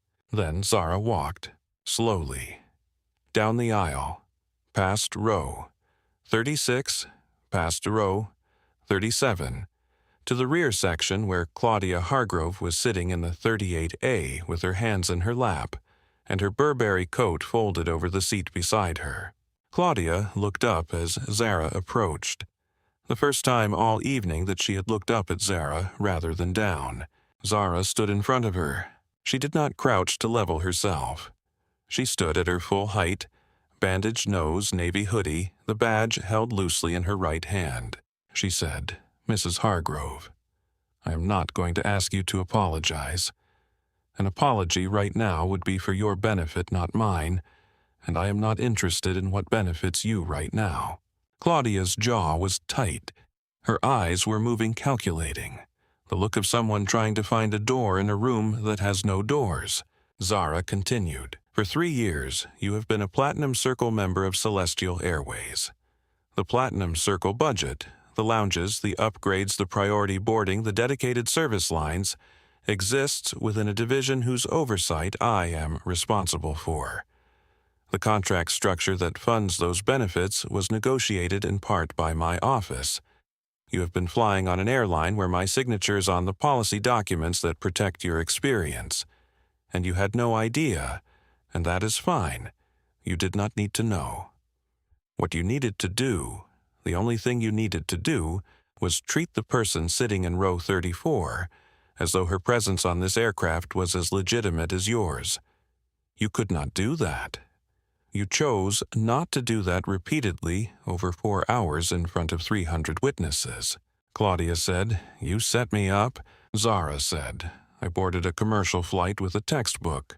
You knew what you were doing. You knew who you were, and you sat back there and you waited." "I was studying," Zara said, "and I would like you to sit with the fact that for everything that happened tonight, not one moment of it was caused by anything I did. Every single thing that happened was a choice you made." Claudia's voice dropped. Desperate, finally, for the first time, the desperation of someone who has run every available calculation and found that none of them produce an exit. "My husband will be contacted," Zara said, "by our legal team, along with federal investigators. The full cabin log includes audio from the moment I scanned my boarding pass at the gate. Every comment, every word, everything." Claudia went very still. Everything she said, everything Zara confirmed, including boarding, the comment at the curtain. "They really will let anyone onto a plane these days. The whispered people like you." All of it pulled from the ambient monitoring that activated the moment a compliance badge was authenticated at the gate 4 hours and 12 minutes ago. Claudia looked at the wall of the aircraft, at the small oval window, at the complete blackness of the Atlantic outside. Zara turned from her and walked back up the aisle. 300 people watched her go. She reached row 34 and sat down. She opened the textbook. She found her page, the one with the small dark circle on it over the prefrontal cortex diagram. She picked up the highlighter. She kept reading. The intercom clicked on. "Ladies and gentlemen, this is Captain Ellis. Flight 509 will be diverting to Chicago O'Hare International Airport. We anticipate landing in approximately 75 minutes. Federal authorities have been notified and will be present on arrival. I want to assure all passengers that the aircraft is operating safely. We apologize for the disruption to your journey and will provide full rebooking assistance on the ground. Please remain seated with your seatbelts fastened." The cabin absorbed this announcement in the particular way that cabins absorb things at altitude, with a kind of compressed collective reaction, everyone feeling it at once but processing it individually. "From row 38, you cannot divert this flight. I have a board meeting in London tomorrow morning."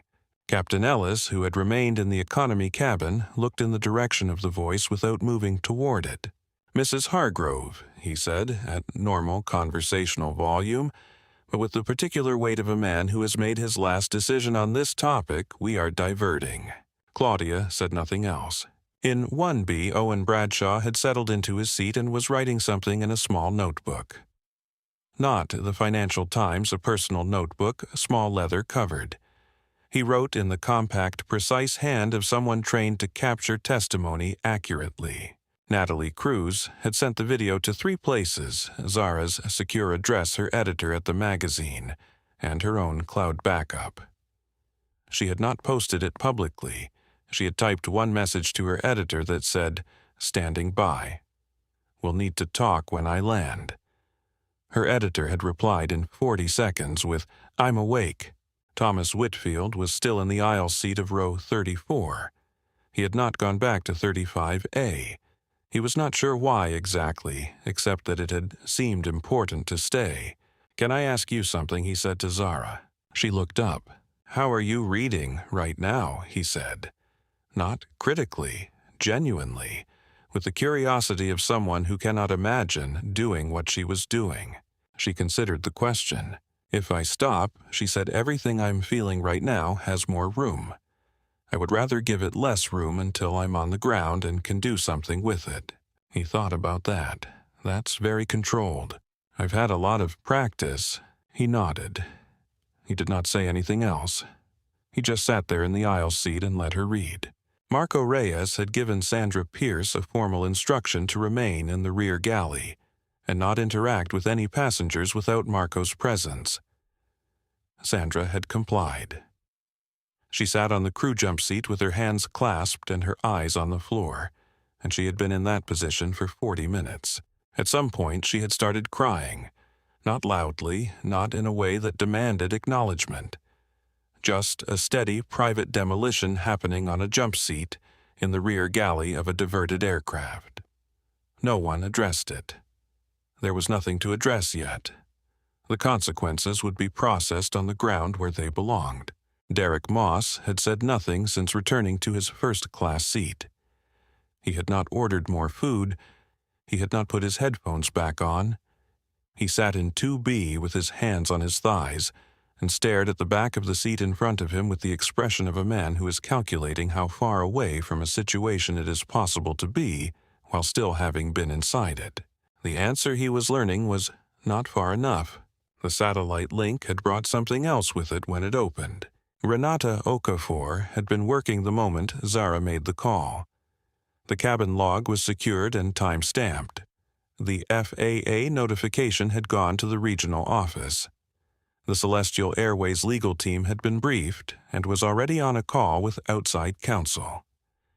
And, because Renata had been doing this job long enough to know what happened when footage of a corporate officer being struck on a commercial aircraft reached the open internet, she had also called the head of communications and told her to be at her desk by 5 a.m. Chicago time. Natalie Cruz's video, still unsent to any public platform, had nonetheless already been seen by 6 people, including an aviation security reporter at a major wire service who had received it from Natalie directly as a courtesy heads-up. That reporter had called 2 sources and written a draft headline that began, "Celestial Airways Director Struck by First-Class Passenger Mid-Flight." The story was going to land whether or not anyone pushed it. Zara knew this. She also knew that what the story said and how it was framed was still, for the next 75 minutes, something she could shape. She sent Renata a message.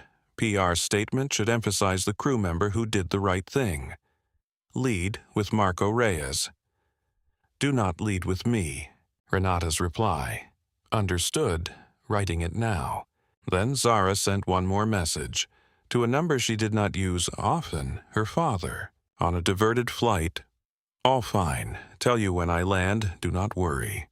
His reply came in 11 seconds. Already worrying. Land safe. She almost smiled. She pressed the phone against her chest for 1 second. Then she put it face down on the tray table and went back to the chapter on executive function. Owen Bradshaw finished what he was writing in the small notebook. He looked at it. Then he tore out the page carefully, not hurriedly, and folded it once. He walked down the aisle to row 34 and held it out. "My full contact information," he said. "Personal, not professional. If your legal team needs a written statement or a deposition from someone who was present from boarding through the incident, I want to provide it. I can be reached any time." Zara took the paper. "Thank you. I was a judge for 11 years, Owen said, and before that a prosecutor for 20.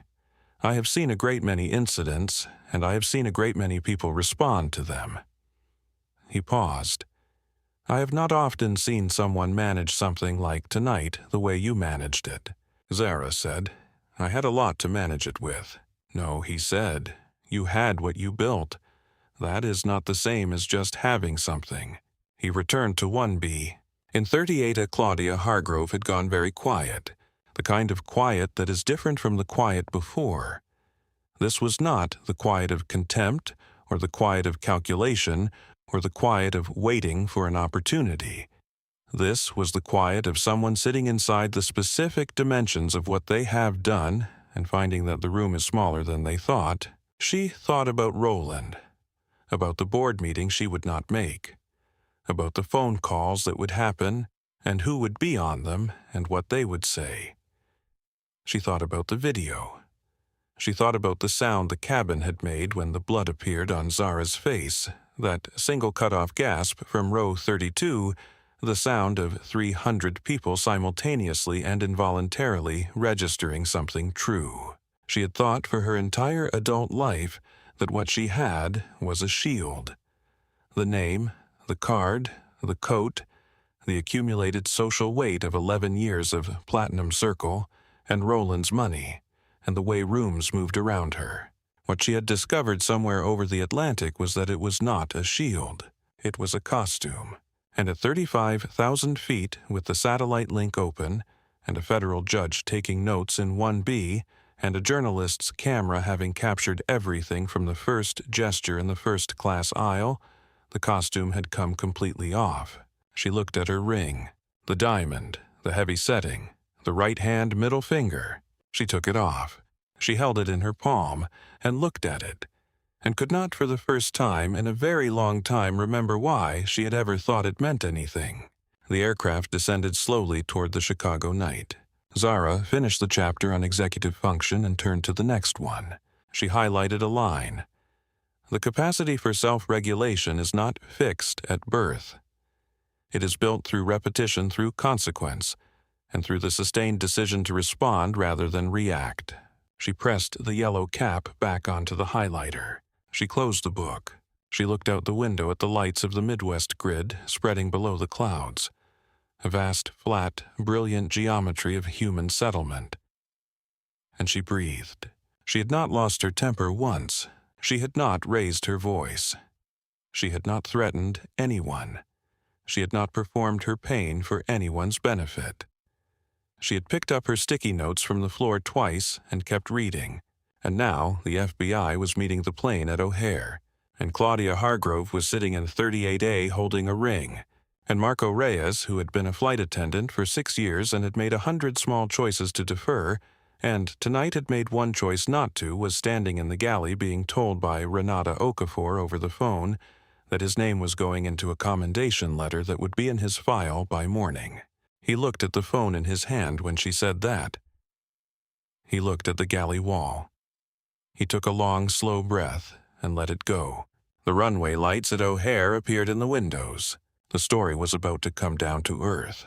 Flight 509 touched down at O'Hare at 4:47 in the morning, Chicago time.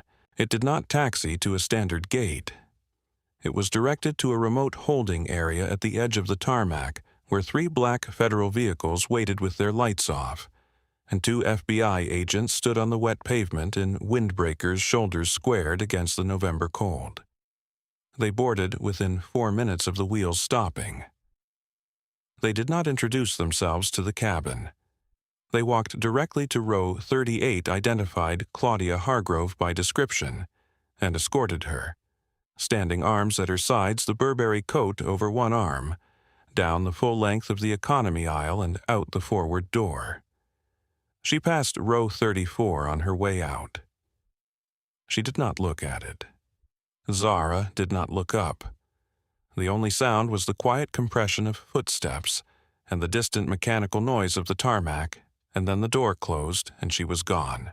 Claudia Hargrove spent that night in a federal holding facility outside O'Hare, charged with assault resulting in bodily injury in the special aircraft jurisdiction of the United States. Roland Hargrove, reached at 5:15 a.m. by a Celestial Airways attorney, did not ask how Claudia was. He asked who the victim was. When he was told, he went silent for 11 seconds and then said, "Get me Cooper at the firm." Sandra Pierce was met by a Celestial Airways HR representative at the gate and escorted to a private room where she remained for 2 hours giving a statement. She was suspended with pay pending review before she left the airport. Derek Moss deplaned without speaking to anyone and was never publicly identified in connection with the incident. Zara Okafor did not go to the hospital that night. She had assessed the injury herself. No fracture of the nasal bone, consistent bruising, no signs of concussion. And she had a flight to catch. She was rebooked on a 7 a.m. departure to London Heathrow economy class. Window seat, a fresh copy of the same neuroanatomy textbook purchased from the airport bookstore because the original had blood on it. She boarded, quietly, took her seat, opened the book to the first page, and studied for 4 hours and 50 minutes. She arrived in London with enough time to shower, change, and take a taxi to the examination center. She sat for the neurosurgery board examination, wearing a thin bandage across the bridge of her nose. She passed. 6 weeks later, Celestial Airways released a new company-wide passenger treatment standard, the result of an internal review initiated the night of Flight 509. The standard applied to every employee who interacted with a passenger, from gate agents to captains, with no exceptions, based on the passenger's seat class or membership tier. It was named, at the board's suggestion, the 34B standard, after the seat number. Zara had specifically requested they not name it after her. Marco Reyes was promoted to senior cabin crew and given his choice of routes. He chose transatlantic. Owen Bradshaw's written statement was 31 pages long. Thomas Whitfield found out who Zara was from a newspaper 3 days after landing. He sat with that information for a while. Then he went to his company's HR department and asked to review their internal complaint procedures. Nobody had ever asked him to do that before. 3 months later, Zara took a red-eye back from London and fell asleep before the plane finished boarding. When she woke, they were somewhere over the ocean, and she thought about how many people were in the air at any given moment, separated by thin floors and an inch of armrest, and how most of them would never know the first thing about the person beside them, and how that was fine. The way 200 strangers could move through the same night and arrive somewhere and part and never see each other again, and still, on one night over one ocean, one of them could stand up when it mattered. That was all it took. Not knowing who someone was, just knowing what was right. She put in her earbuds and went back to sleep. There are people who look at a hoodie and see a person who does not belong. And there are people who look at a hoodie and see a person. The difference between those two ways of seeing is not wealth or education or the price of your seat. It is just the choice, ordinary, available, always there, to look at someone and begin with the assumption that they are worth the trouble of seeing correctly. Claudia Hargrove ran out of that choice at 3 a.m. over the ocean. The woman in 34B never ran out of anything. If this story moved you, if it reminded you that dignity does not come with a seat number, a last name, or a platinum card, please share it with someone who needs to hear it. Hit the like button right now. It takes 1 second, and it helps this story reach more people who deserve to see it. Subscribe to the channel and turn on the notification bell so you never miss a story like this one. And if you have ever been in row 34, if you have ever been looked past, talked over, or made to feel like you did not belong somewhere you had every right to be, I want to hear from you. Tell me your story in the comments. I read every single one. See you in the next story.